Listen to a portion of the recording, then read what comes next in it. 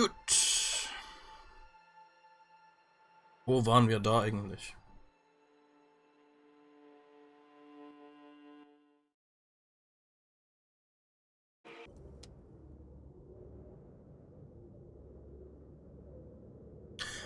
Ach, im Keller, genau.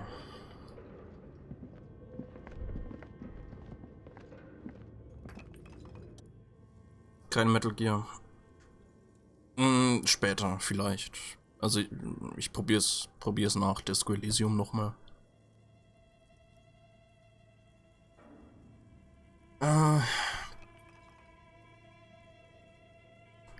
This old fireplace is covered in lines drawn in blue and red marker.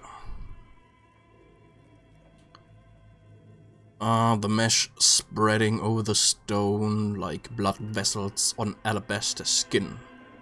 It looks ghostly and strangely ancient. Diagram for summoning some time forgotten being. The symbols seem very esoteric. What am I looking at? Radio frequencies, it seems. UKV.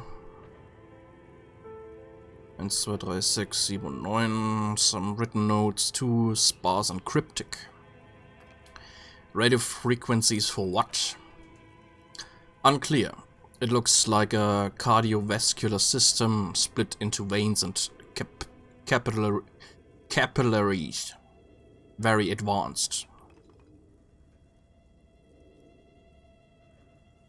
It must be an elaborate piece of art.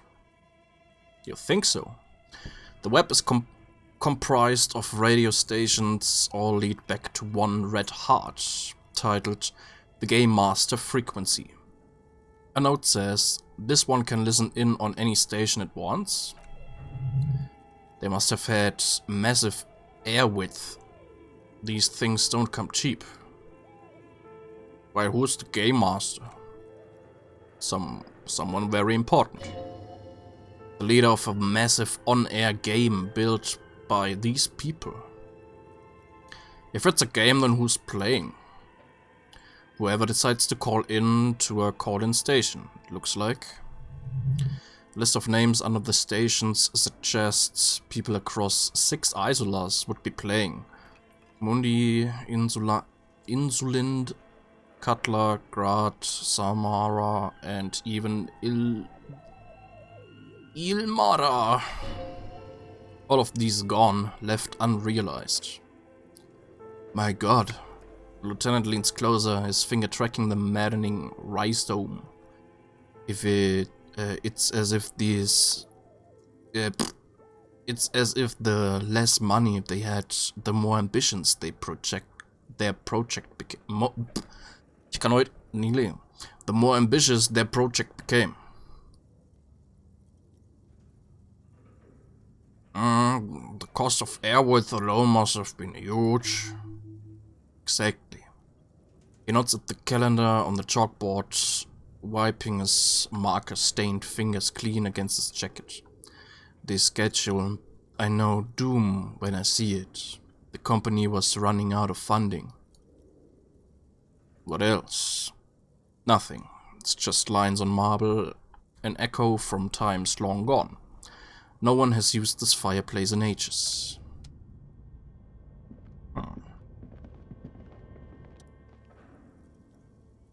Your flashlight slides over an old green chalkboard covered in scribbles, sketches and schemes, like some ancient cave mural.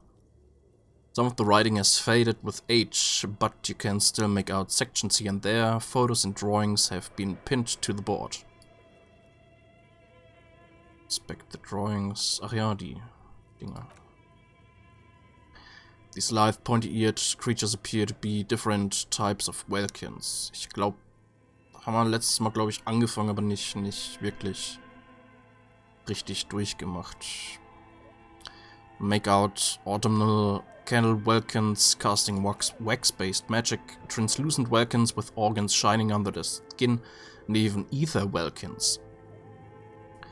Hailing from the vast emptiness of sidereal space. Who are all those creatures, fantasies of a tortured, feverish mind? One of the Vulcans towering among the rest appears to be different somehow. Examine the Vulcan. It's Varahamira, a high Vulcan. His face white and scarred like cracked marble. This is clearly a Vulcan supremacist. The note says all non-Vulcan races will be purged. The Huldur, the Dweorg, the humans and even the headless men, all of them, purged. Imagine a world filled only with Vulcan, green Vulcan, red Vulcan, and the high Vulcan to rule them all. Lieutenant can't help but comment, an inordinate amount of time has gone into drawing these little Vulcan creatures.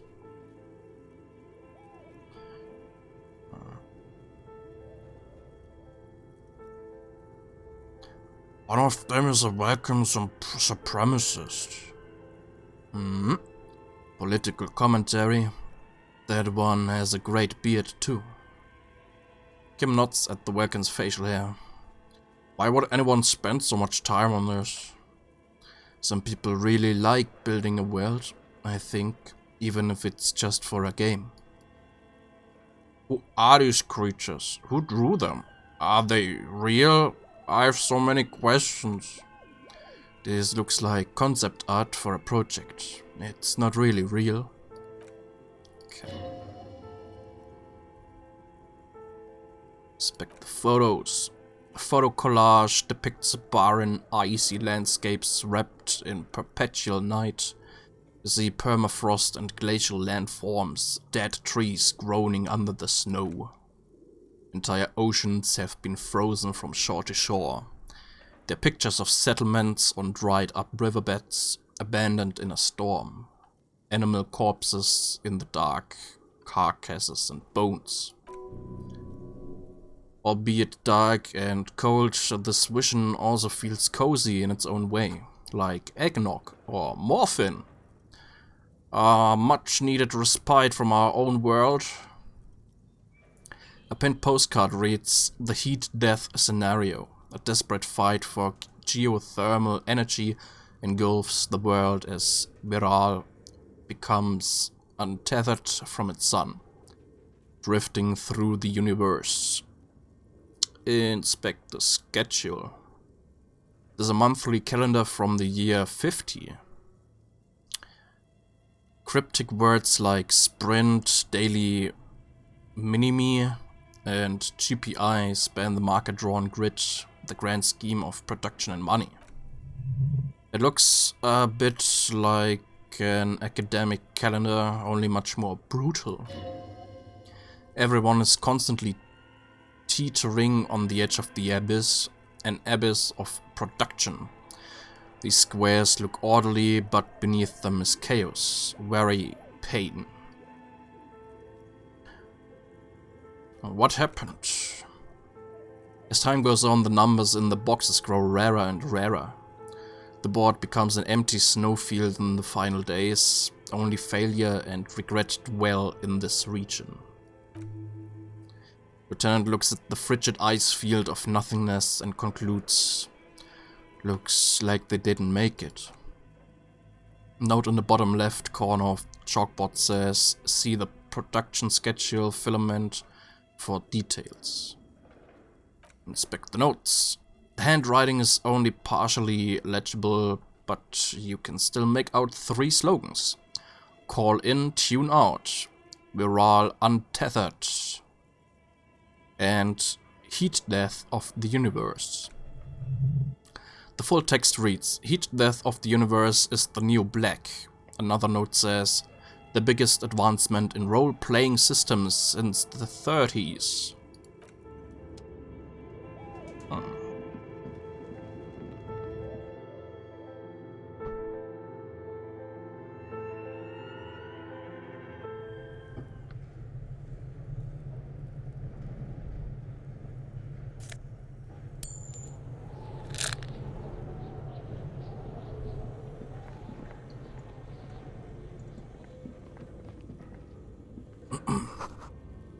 The wall collapsed. It's inaccessible now.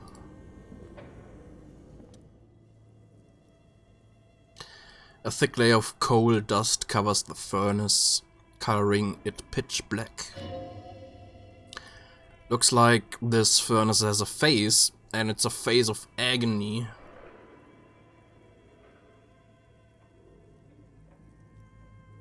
Kim, what is this thing? Is it a furnace?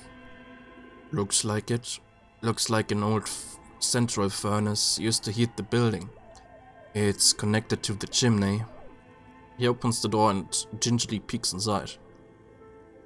No one has used it in ages. No signs of any recent fire, only dead rats. Look inside. It's dark and grimy here. In the darkness you can hear chatter. It's coming from above. A voice, or several voices, talking to each other near the smoke chamber upstairs. The echo is so prominent, it's impossible to discern what the voices are saying or what's producing them. What are you doing? Lieutenant asks when he sees you climb halfway inside the furnace.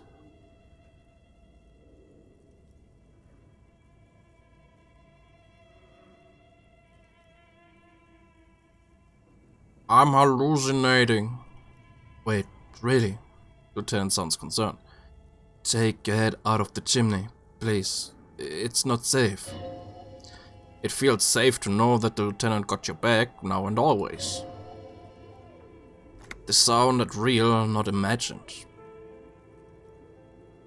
Nah. Smear your hand with coal. A lush layer of coal now covers your skin, sinking into the wrinkles. Your hand looks ancient. You feel the spirit of Ramut Karsai, ancient hero of Grad, pulsing through you. All that's left is to cover your face in war paint.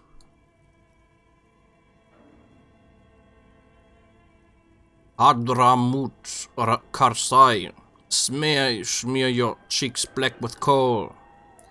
3 dangerous stripes appear onto your cheeks, telling stories of your wild soul. Oh, what are you doing? I am the reincarnation of an ancient Elmaran warrior. Please wipe your face clean, officer.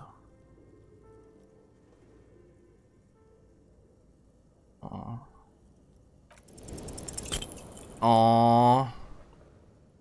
You can feel your cheeks turn red under the lieutenant's gaze. You look like a kid, not a police officer.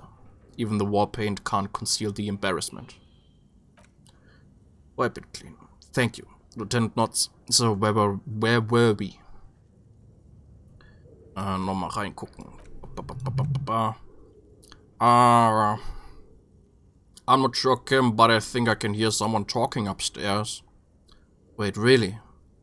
He looks up at the ceiling. Maybe it's coming from behind those safety curtains we saw upstairs.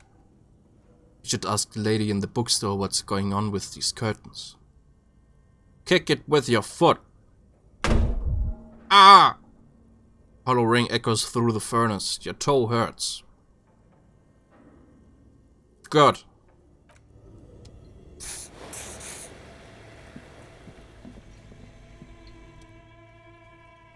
Whoa. You see a terrifying ice bear with a strange compartment in its belly. The door is covered in frost and the bear's eyes are glowing red. This must be the giant ice bear fridge that Tsuna mentioned. Look inside. Crack open the door. A gust of freezing cold air rushes to greet you. You hear a low grumble as the bear regulates itself. This is the inside of a refrigerator. The lieutenant takes a peek inside. His hand has found the holster of his gun. Look inside. The shelves are empty. All you see are crumpled ice cream wrappers with the brand name Revoshol Ice City. A handwritten note has been attached to the door. The fridge is huge. But where's the filament memory? It's not here.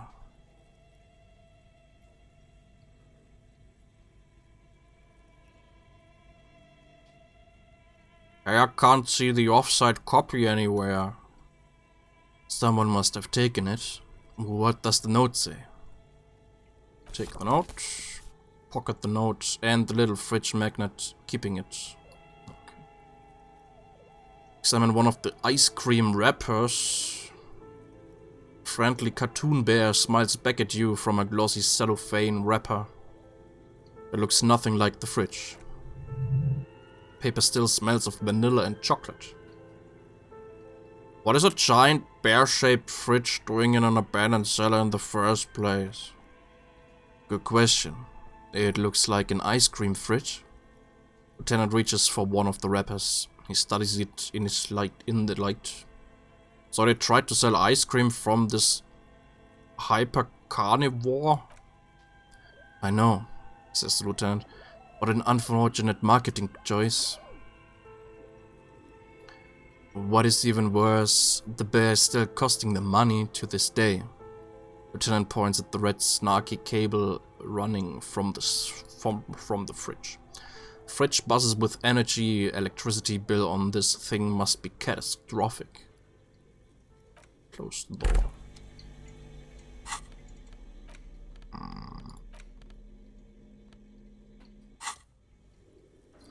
The note is written with a blue pencil on a piece of lined office paper. Kitchen magnets have left spots on its surface. Does it say anything interesting? Lieutenant leans closer to read the crumpled note over his shoulder. This is tangential at best, but the lieutenant's detective instinct is still active. Read the note. Someone has scribbled. S. I can't believe the off-site copy is still here. The illiterate ginger kid keeps stealing stuff from the studio, so I had to hide it somewhere safe. Kuno? You'll find the filament memory with the off-site copy in the frozen ice cream maker. Please take it home ASAP, it's important. I'd do it myself if I lived in a civilized place with a freezer. Take care, Zulislaw.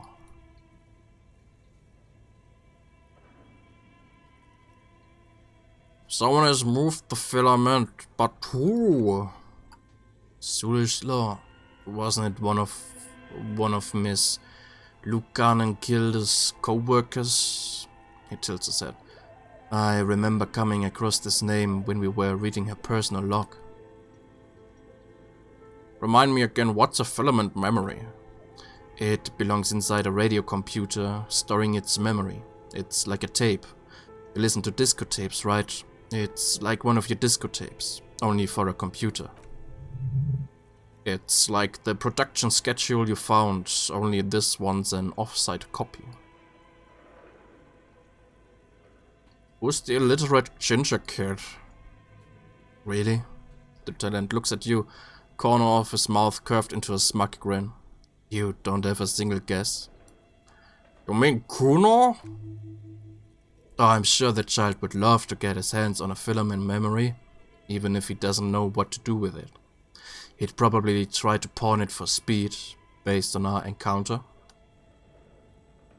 Do you have any idea where the frozen ice cream maker could be? I don't know.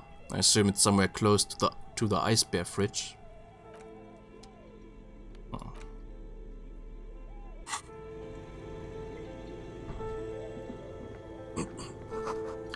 Ice cream maker, defrosted and unplugged.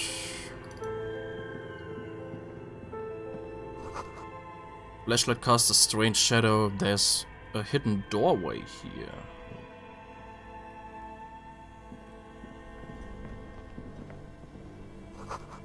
Frozen ice cream maker that's still running. Okay.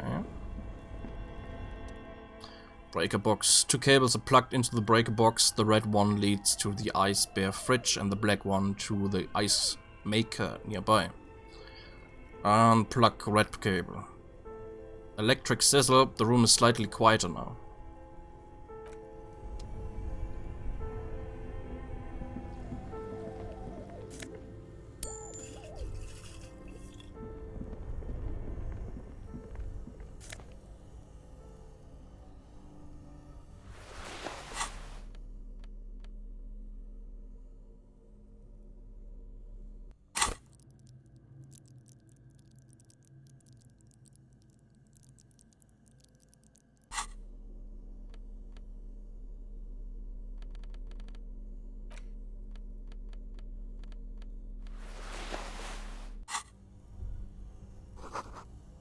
Intercom wires running into the breaker box.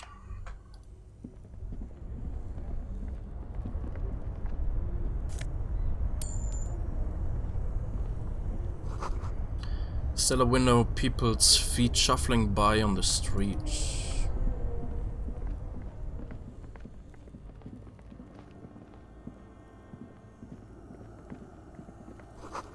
Two rusty rifles are hidden above the piping. They look inoperable. Few bricks have fallen off, revealing a compartment behind the wall. It's too dark to see in.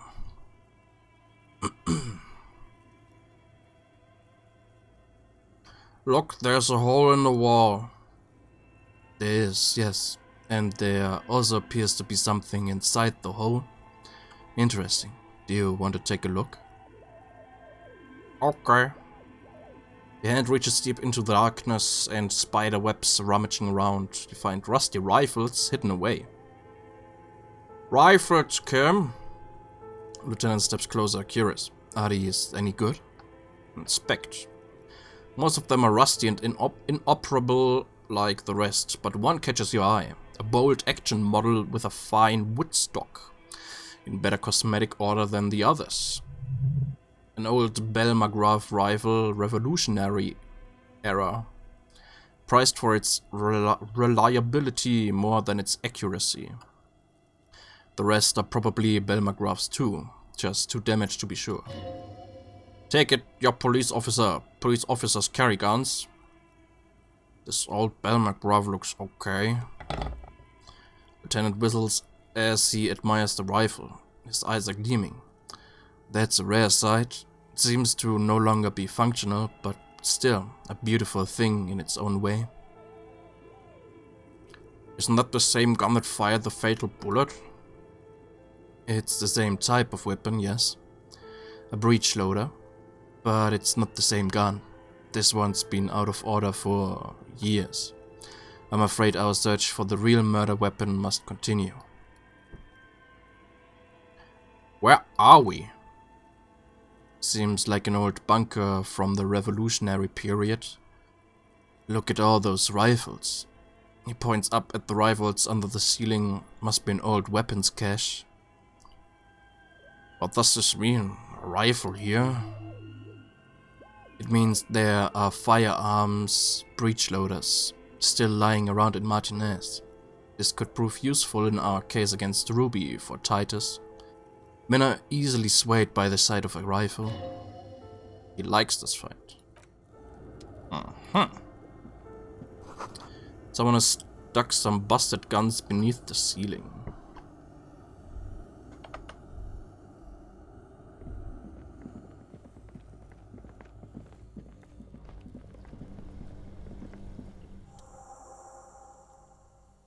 This orange machine is buzzing like an old submarine. It has a hand-cranked ice cream churner on top and an electric freezer that appears to be frozen shut. Turn the ice cream crank. Turning the crank feels oddly satisfying, like stirring your childhood dreams. In the distance you hear water dripping. It's all gone now. You never became a poet or an entrepreneur.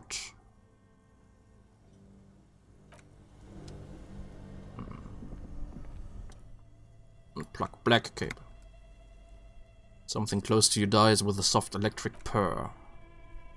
Very smart. Opening the lid should be much easier after the ice cream maker is defrosted. Wie lang dauert das? Oh.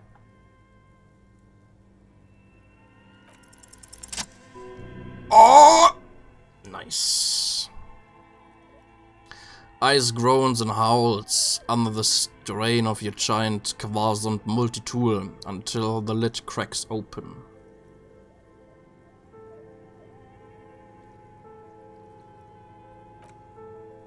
Darkness lies inside, but you can faintly make out an object, intricate and foreign, left there for a sub-zero beauty sleep. A filament memory with words "offside copy" written on its side. Tick. You gently lift the cube from its frosty bedding, careful to not damage it. We should take it back to Miss Lucan and kill her as soon as possible. I'm not sure how well unused filaments tolerate room temperatures. Yes, but aren't you curious to know what's on the precious filament? There's a radio computer upstairs.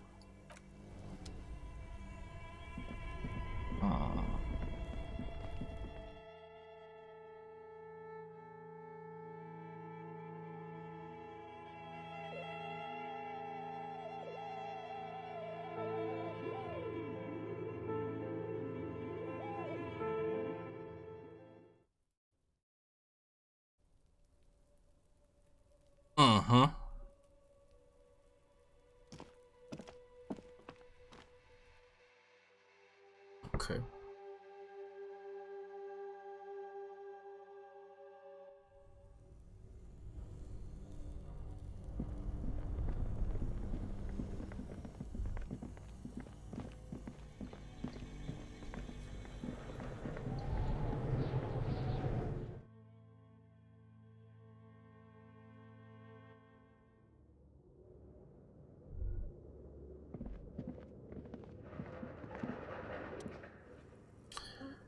Mainframe. Dusty radio computer sleeps on its wired frame, forgotten and unused. Its keyboard has a rectangular on-off button.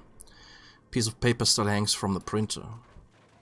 Another radio computer, says the lieutenant, watching you circle around the machine, just sitting here without anyone inside. What he means is that these things cost money. Why would anyone just leave it behind? This is the RAM Civic radio computer model, blah blah blah, equipped with a Feld mainframe and a RAM compatible printer. Do you think I should turn it on? It's your call. He looks over his shoulder, then back at the machine. You're in charge of this expedition, officer. Of course you should turn it on. Don't you want to know what's on the filament? Yeah. Machine lights up like some prehistoric animal stirring from its slumber, revealing wire send, play and print keys on their keyboard. The hatch on the machine's central compartment is wide open. Look inside. It's empty like a beehive without its brood. Some cables have been left tangling, disconnected.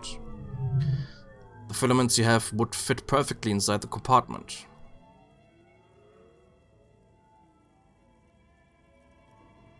Insert the production schedule. Like a smooth draw, the filament slides into place. On the keyboard, the play key starts blinking. Press play. Speaker comes to life. Static seeps through the machine's planar magnetic driver. An old lady greets you. Her voice sounds 100 years old. Good evening, Fortress accident on Rue de Saint-Ghislain. This is East Insulating Repeater Station 1. Please repeat, is this the production schedule? Jon, it's me again. How are you? Good, thank you. It's not clear whether she recognizes your voice. Please repeat, is this the production schedule? Let's try the password for the production schedule. Good, please repeat the password. Afterlife, death. Good, I've unlocked the production schedule. After ending the call, please press print to access the filament. Really? She just used the same password? The lieutenant seems almost disappointed to discover that. As he murmurs, maybe those radio computer guys aren't that paranoid after all. Is there anything else? That's all for now. Thank you and goodbye. Tiles on the cube are still smoldering, casting the framework in a soft glow. Print. With a quiet determination, the printer starts printing. A piece of paper unfolding like a hand-held fan. Black crisscross of letters covers its surface. Read. It's a project report written by the lead producer Andy Schott about Biral Untethered, a radio game developed by Studio Fortress Accident. The first few pages is a given overview of the capital and workforce, while the rest of it seems to be a production schedule.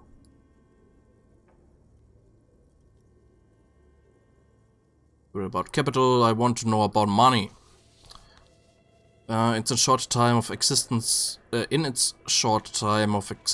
Fortress Accident SCA managed to burn through truly insane amounts of money. First tranche of seed financing brought in 150,000 real, but then came the delays. Eventually the damage reached 400,000 real, with only half of the game finished. Gosh, where did they get all this money? Let's just say it was a real adventure for their Egonian investor. We're about workforce. Who worked there? How long? Fortress Accident employed 18 people, the bulk of the team composed of writers and concept artists. There were also radio programmers, sound engineers, a CEO to marketing experts, and a single overburdened producer who developed a habit of popping pyrrolidon in the basement to escape his obligations. Skim through the production schedule, whatever it is. The production schedule depicts their glorious descent into bankruptcy. Right, what happened? It was impossible not to fail. The project was too large and no amount of money could satiate the ever-expanding ambitions of the development team. They tried to make a 4 million real game with 400,000 in their bank account. They thought they could bridge the gap with pure willpower and imagination. They couldn't. I could have bridged the gap. No, you couldn't have. What do you mean? I totally could have. Definitely not. Not a chance.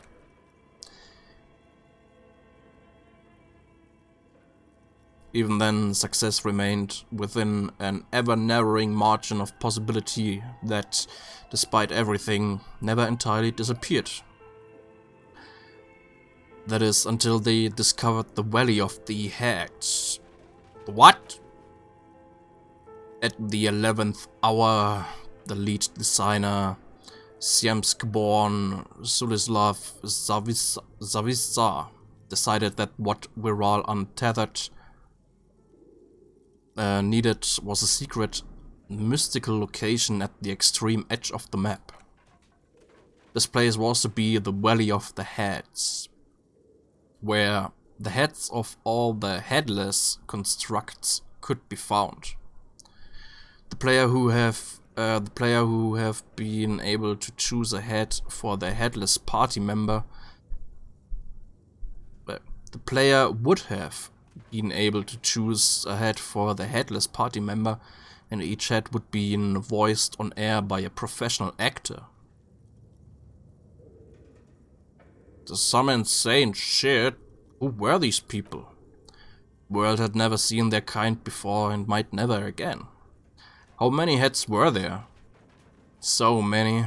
At least, at last count, there were approximately 10,000 heads for 10,000 headless men, all of which could be endlessly recombined. How many combinations could you make out of that? You really want to know?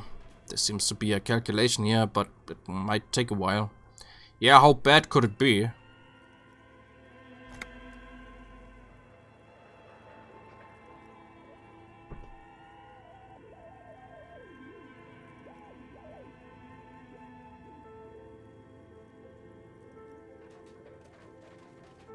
Huh. Ah.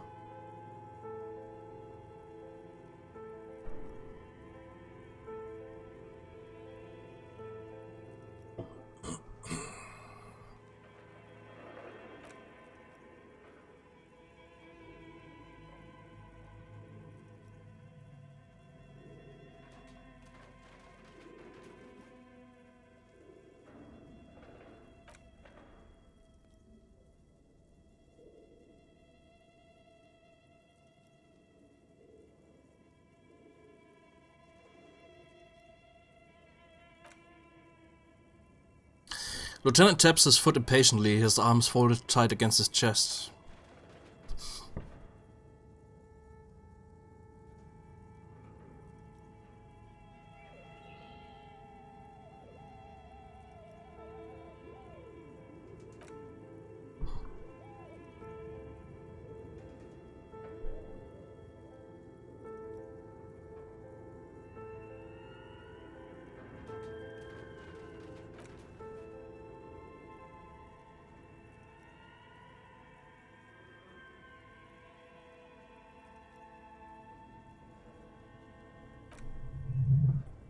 What if you broke the radio computer? What if it's never going to stop? Just let the numbers wash over you.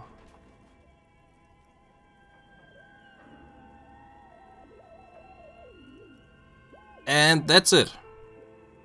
Okay, so that's what did them in?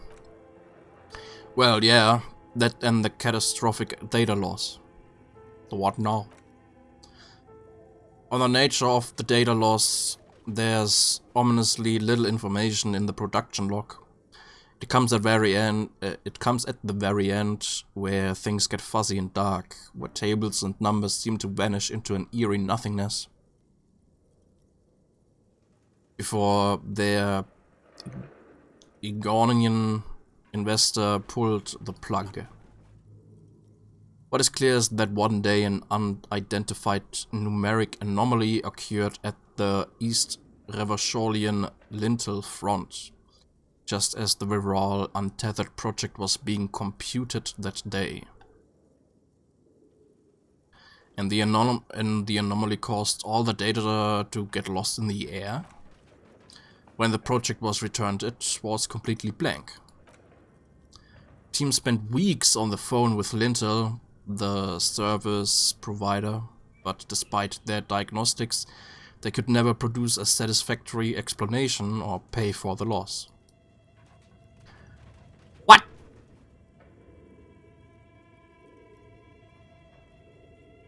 They lost the whole game and wouldn't even pay for it?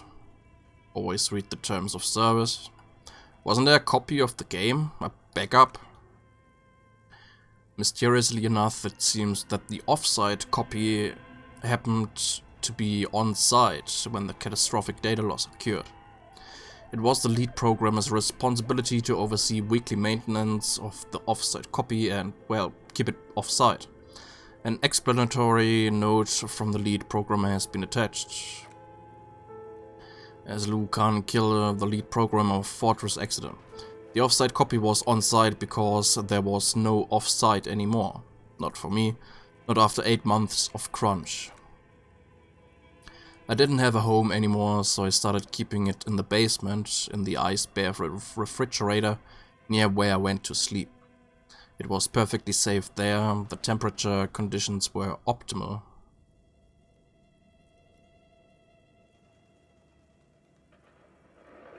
Not very convincing, is it? Your former colleagues would agree with you. Is there anything else from this lead programmer? Production schedule ends with a few random notes that seem to be added sometime later. 4 months later by an unknown author. I am the only one left and it's gotten rather damp here. A few other businesses have gone under too. Slipstream switched to making skis, and the hairdressers just left, cursing Martinez. They're right though, something's seriously wrong with this place. Martinez, all of it. Still haven't gotten an answer from Lintel about what happened. All I could get were the physical coordinates of the error on the East Insulidian front on that day. Since the computation happened on air, I reckoned it had to coincide with an actually existing location. I've compared the coordinates with a map of Reversol West. Turns out it's only 800 meters from here. The address is St. Brun 1147. I'm going there to look this thing in the eye. St. Brun 1147, that's what the street sign next to the church said. Tear off the printout and throw it away. Remove and insert offsite copy. Like a smooth draw, the filament slides into place. Play. Speaker comes to life. Static seeps through the machine's play. Blah, blah, blah, blah, blah. Good evening, Fortress. Blah, blah, blah. Please repeat. Is this the offside copy? I might have a password for the offside copy. Afterlife death? No, that's not it. Password. I'm really bad at passwords. Can you give me a hint? No. Is it my birthday? Still no. This is the police. Please open this thing. Voice recites. I am contractually obliged to protect the privacy of the filament holder Fortress Accident. Without filing a warrant with Lintel, I cannot give you access to this filament. I'm afraid we're not doing that unless we want to wait for a month. I don't know the password. Receive. I will register this login attempt. Don't worry, passwords have a way of turning up sooner or later. Okay, bye.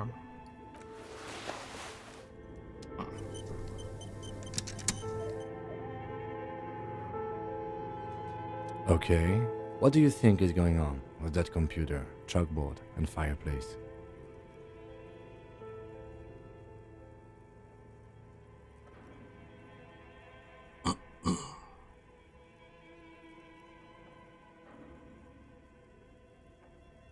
It's obvious this is what remains of Suna's radio game studio Fortress Accident. Yes, I got that.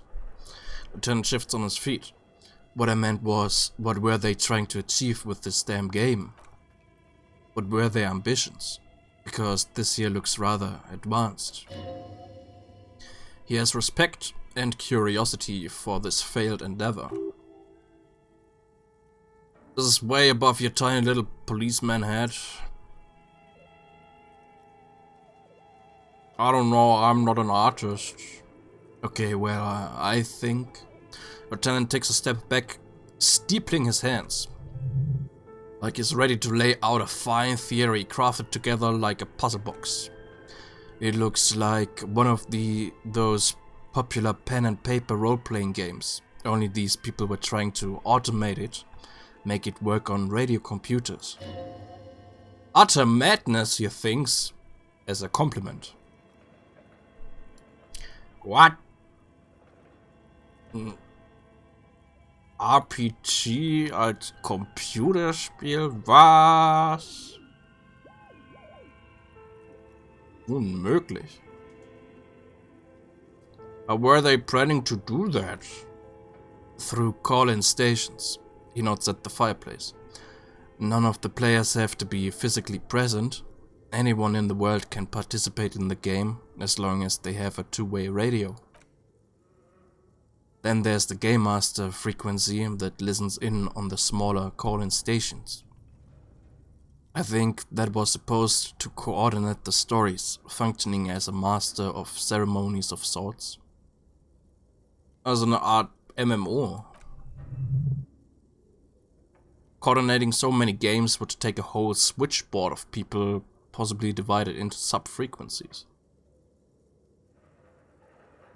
As an MMO pen and paper RPG.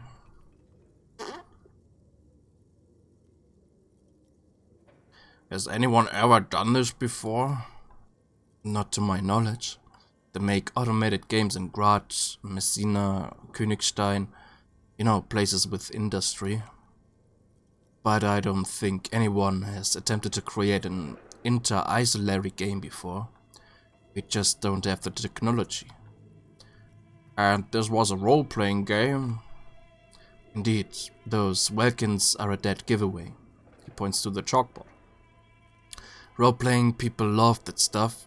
The world looks like a modified version of the viral board game, with heat death thrown in. Wow. Indeed, it's ambitious and untethered from reality, but Lieutenant tilts his head thinking.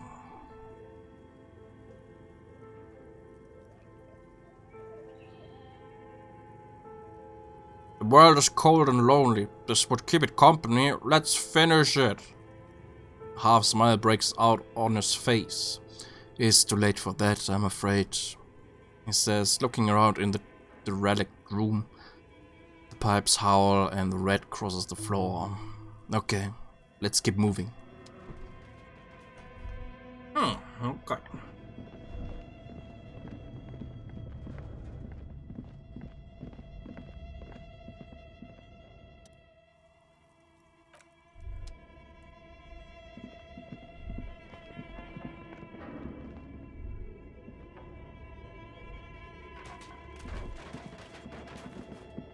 Hey.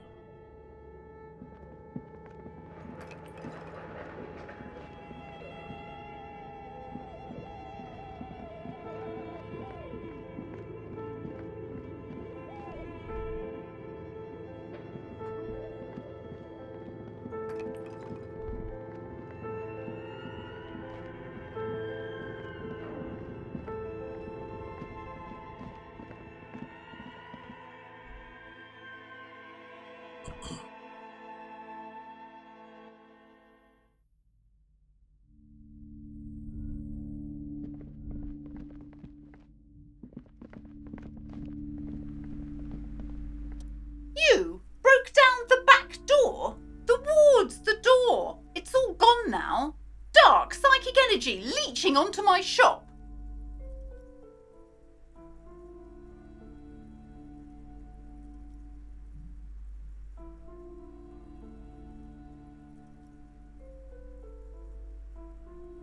Sometimes it's necessary to resort to extreme measures. I suppose it's all over now. The shoulders slump as if a heavy burden lies on them. I guess there's no escape. What are you talking about? It's just a door. Just a door? This place is cursed, detective. They don't call it the doomed commercial area for nothing. Just look at the sheer amount of companies that have failed in this house. I hope you're happy now. Happy that you've ruined everything. Now that you've broken the door, the curse is coming to get me as well. She closes her eyes and starts mumbling something to her pendant. Host Almighty, she prays. Guard me and my honest business venture from the curse that lurks behind the door. Blessed be your name.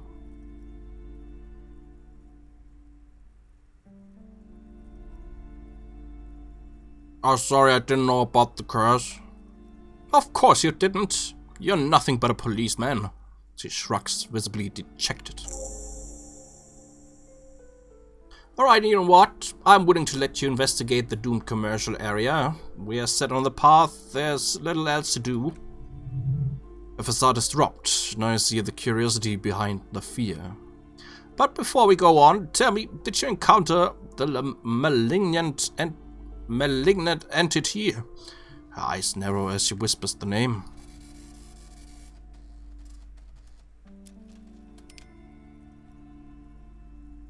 Of course, the entity. I didn't see her, but I sensed her presence. You did? She gasps. Then it has been true. I've suspected that this woman-shaped energy must be connected to the curse ever since I first saw her. Did you see that she lives inside the chimney?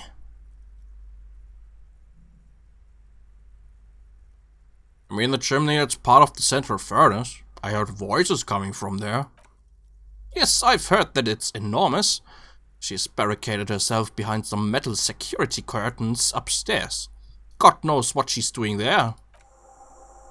Some unnatural magic, I assume. She shivers. Should go find the entity and ask what happened to all the companies in the building.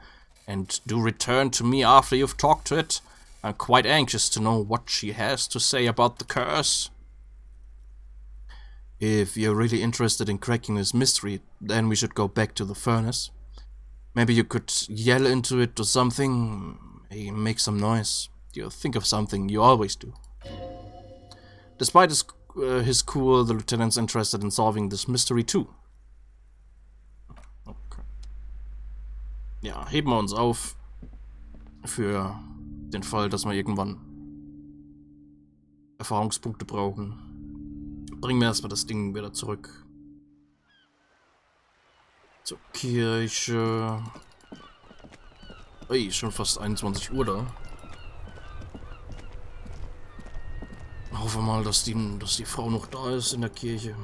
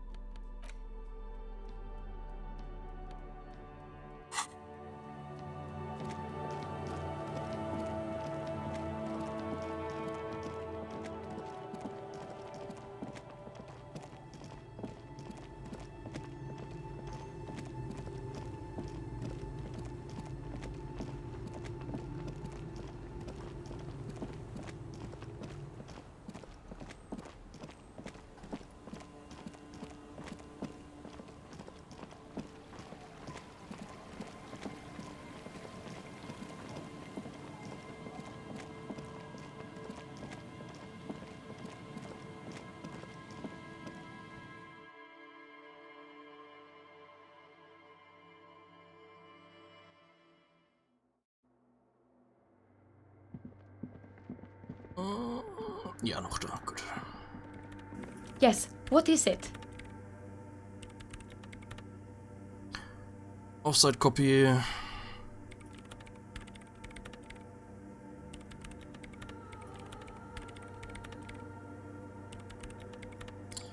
Yeah, I brought you the filament.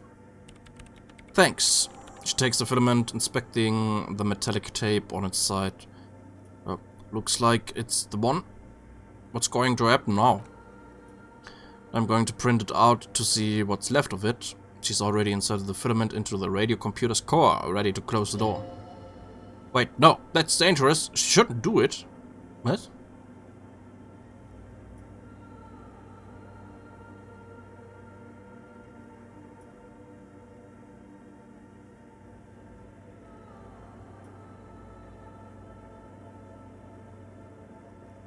Might be dangerous.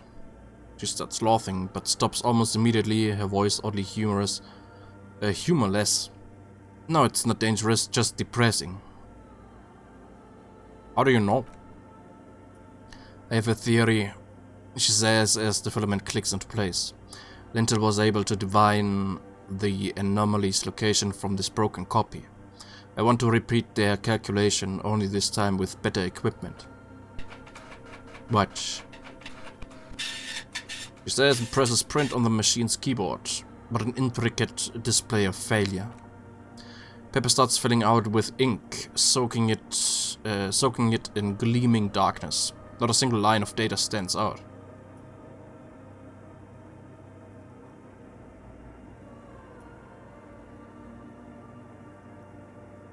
Something's very wrong with that filament memory. Zuna doesn't reply, her hands running over the printout. She's looking for something, for her morning star. Eyes scouring the millimeters. Here, she suddenly says, raising her ink-stained fingerprint. I found it.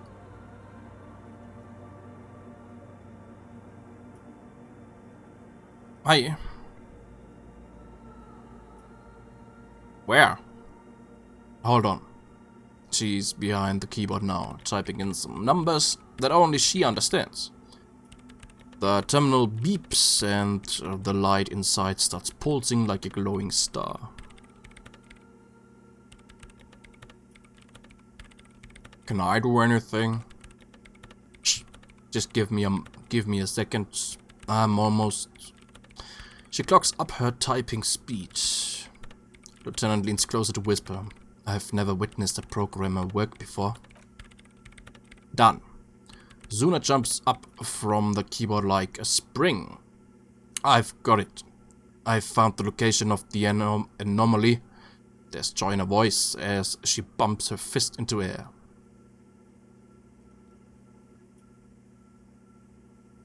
Oh my god! Congratulations. Thank you, she yells back with a grin. So, where is it? Where's your 2mm hole in the world? There. She points at the other end of the church where a group of water bowls form a ritualistic arc. In the swallow. Think you can help me again? She shakes her head, eyes sparkling. Sure! I need you to go move those water bowls for me. I need to double check my calculations. Like moving things around. Moving things around is calming.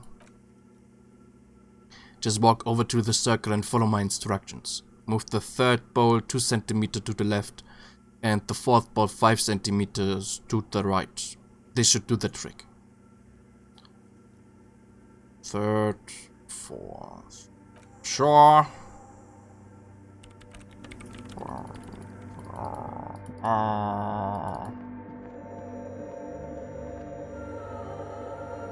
Aber was...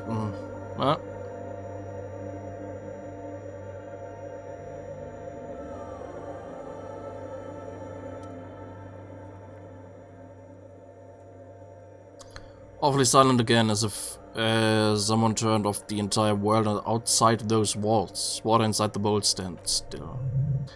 Measurements have been marked down around the bowls, each chalked on line representing a centimeter on the floor. Oh boy, this is going to be good. Oh, okay. With the third bowl, it moves like a ghost without creating a single trace of sound. With the fourth bowl, some water spills out of the bowl, wetting the floor. The programmer sends you an encouraging thumbs up from across the hall. Yeah.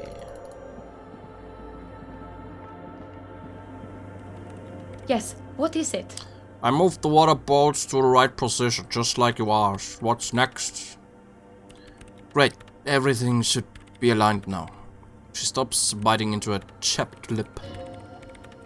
Miss Know-It-All is hesitating. What's wrong? Yeah, she snips out of the lull. Nothing.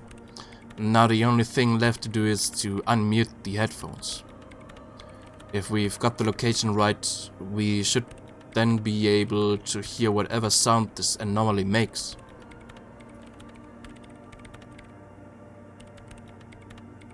Wait, why did you have your headphones on mute in the first place? Honestly, she's avoiding her gaze. Honestly, I'm a little scared.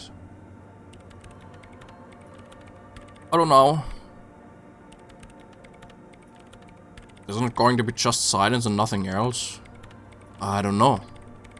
She stares at the heart of her computer. That's what I'm scared of. I don't know. It could be anything. I mean, what sound does nothing make? How can you even listen to something that doesn't exist? She turns to face you, the mainframe throwing shadows on her chin. What if silence is only what surrounds it, but the swallow itself is... She grows silent, her face very pale in the cold light of electricity.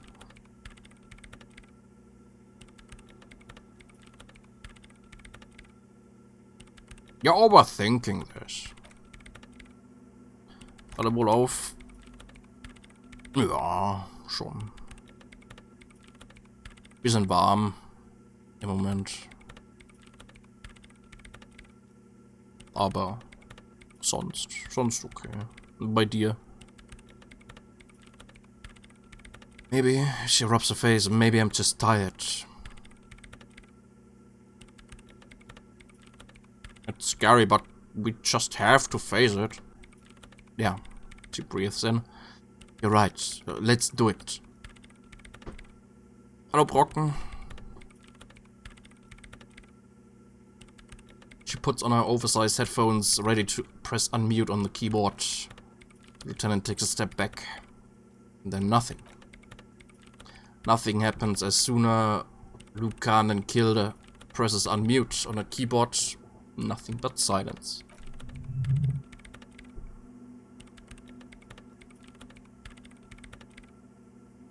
You can hear some small animal across the floor in the chancel.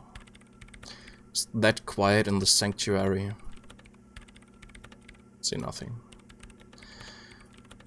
She doesn't talk, eyes closed and brows knitted together in a state of deep focus, one hand cupping the headphone. Well? Damn it. She lets out a loud sigh before tearing off her headphones. She's still avoiding your gaze.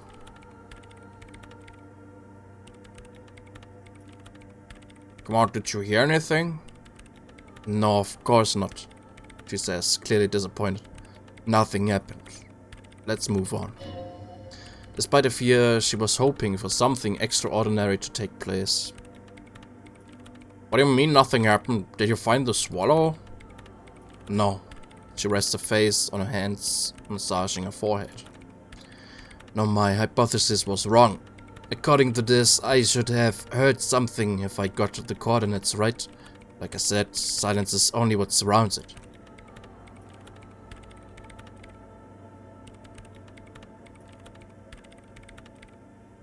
But this, she raises her head, staring at all the machines that litter the church, cables coiling up on the floor like pests. This is just another failure.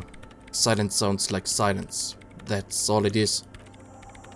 You can try on the headphones, see if you can hear anything, but don't get your hopes up.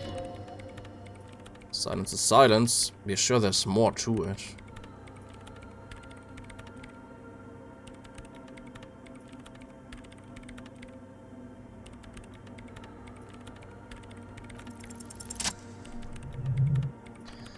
Everything disappears.